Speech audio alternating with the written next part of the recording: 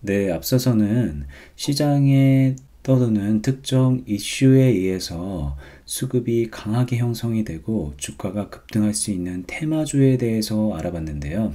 이번에는 테마와 무관하게 기업이 속해 있는 산업군의 실적에 의해서 주가의 흐름이 정해지는 종목군인 산업주에 대해서 알아보도록 하겠습니다.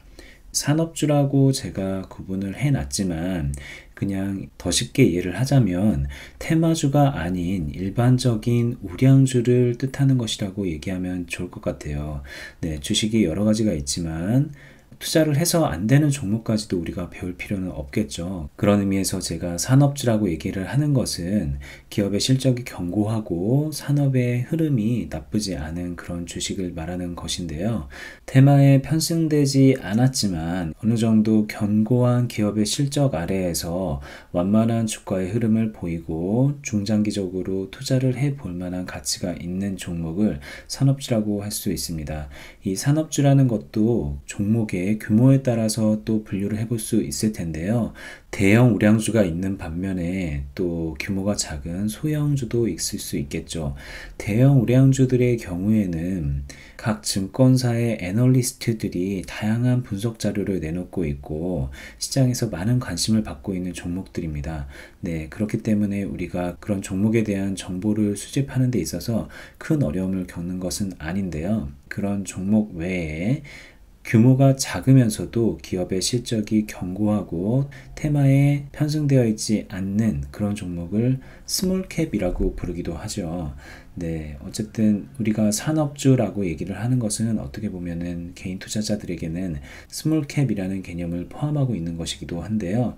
산업주나 스몰캡을 선정할 때 우리가 어떤 것들을 주의해야 되는지 한 4가지로 요약을 해 보겠습니다. 가장 먼저 업황이 호전되고 있거나 이슈를 받고 있는 산업군을 찾는 것이 좋습니다. 네, 당연한 얘기죠. 아무리 관심이 많은 산업군이라고 하더라도 지금 당장 업황이 나쁘고 향후 전망이 좋지 않다면 그런 산업군에 속해 있는 종목을 선택해서 투자를 할 필요는 없을 테고요. 산업군이라는 것 자체가 테마와 무관하게 주가의 흐름이 형성되는 것이라고는 하지만 그런 상황에서도 어떤 특정한 이슈를 받고 있다면 기본적으로 상승할 수 있는 주식의 흐름에 테마의 기운까지 들어가니까 우리가 기대 이상의 좋은 성과를 거둘 수가 있을 것입니다. 네, 그런 의미에서 업황이 호전되고 있는 산업군과 이슈를 받고 있는 산업군을 찾아서 투자하는 것, 네, 이런 것이 매우 중요할 수 있을 것 같습니다. 제가 이렇게 얘기를 하는 이유는 주식을 투자하는 수많은 사람들이 단순히 특정 주식의 가격이 많이 떨어진 상황에서 저점이라고 생각을 하고 투자를 하는 경향이 있어요. 네, 계속해서 주가가 하락하고 있을 때, 이 정도 되면 더 떨어지지 않을 것이다. 아니면 더 떨어지더라도 언젠가는 오를 것이다 라는 생각으로 매수를 하고 말죠. 근데 매수를 해서 오를 수도 있습니다. 그런데 그 오르는 시간이 상당히 오래 걸리기 때문에 그 긴 시간 동안 견디지 못하고 빠져나와서 손실을 입는 사람들도 상당히 많이 있죠. 그런 위험을 피하려면 주가가 하락하고 있을 때 매수하지 말고 저점을 낮추다가 실적 등에 의해서 반등의 기미가 보이거나 아니면 어느 정도 반등을 했다고 판단을 했을 때 들어가는 것이 좋을 것입니다. 네, 주식의 오래된 격언 중에서 이런 말이 있죠. 무릎에서 사서 어깨에서 팔아라.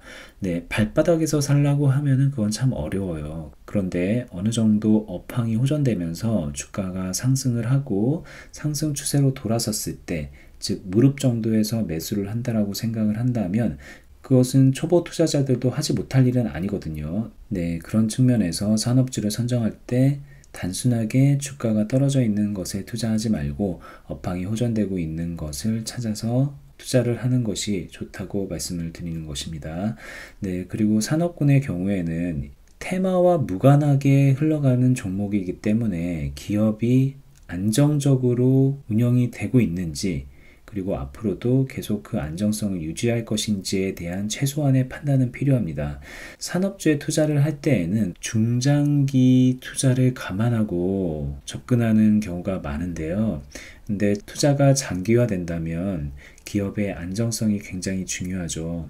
오랜 기간 주식을 보유하고 있다 보면 그 기업이 어려운 상황에 닥치게 될 텐데 현금 보유력이 떨어진다던가 부채 상황이 좋지 않아서 최악의 경우를 맞을 수도 있을 테니까요.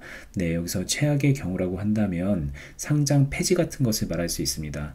우리가 코스닥 시장이나 코스피 시장에 상장되어 있는 주식을 대상으로 투자를 하고 있잖아요. 그런데 이 상장을 하기 위해서는 해당 기업이 그 상장 요건에 맞는 어느 정도의 실적이라던가 안정성이 확보가 되어 있어야 합니다. 네, 그런데 상장된 이후에 그 조건에 맞지 않는 상황이 된다. 그렇다면 상장 폐지가 될 수도 있는 거예요. 상장 폐지가 된다면 유통되고 있던 주식이 하루아침에 휴지 조각이 될 수도 있다는 뜻이니까 그런 최악의 경우를 피하려면 이 기업이 장기간 보유해도 되는지 하는 최소한의 안정성을 체크해 봐야 합니다.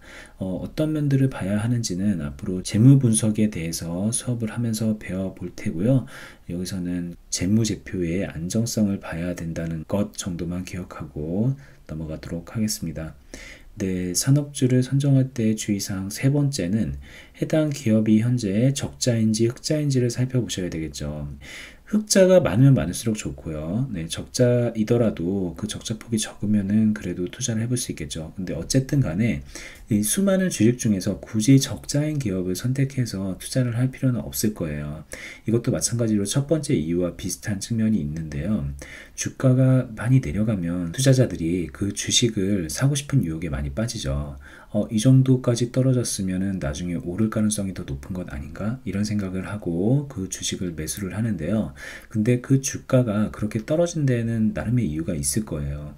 그 기업의 적자 상황이 너무 심해서 운영이 더 이상 되기 어렵다라는 판단 때문에 투자자들이 손을 빼고 나간 상황일 수도 있는데요. 그런 상황에서 단지 주가가 싸다는 이유만으로 그 주식을 매수한다면 큰 낭패를 볼 수도 있겠죠. 그러니까 최소한 산업주를 선정할 때는 해당 기업이 현재 적자인지 흑자인지 정도는 살펴보는 것이 필요할 것입니다. 그리고 마지막으로 현 기업의 상황과 별개로 앞으로 이 기업이 성장을 해 나갈 것인지 아니면 계속 쭈그러들고 있는 상황인지에 대한 추세 판단이 필요합니다.